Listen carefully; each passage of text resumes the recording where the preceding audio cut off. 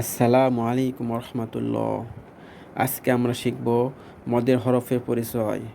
মদের হরফ আরবি ব্যাকরণে অত্যন্ত গুরুত্বপূর্ণ বিষয়।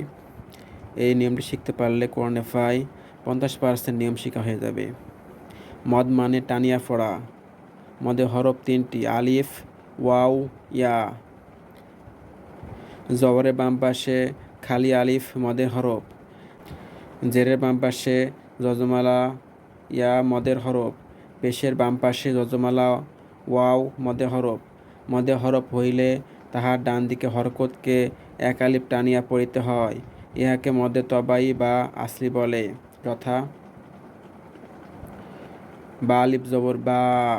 জবরের বাম পাশে এখানে খালি আলিফ আছে, তাই বা আলিফ জবর বা না হয়ে বা আলিফ এক আলিফ টান হবে। বা আলিফ জবর বা।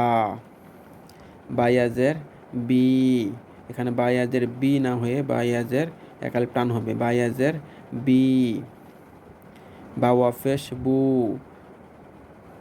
পেশে বাম পাশে অজমালা ওয়াও, এটা মদে হরফ। মদে হইলে তাহার ডান দিকে হরকতকে এক আলিফ টানিয়া পড়িতে হয়। এখানে বা ওয়াফেশ বু না হয় বা ওয়াফেশ হবে বু।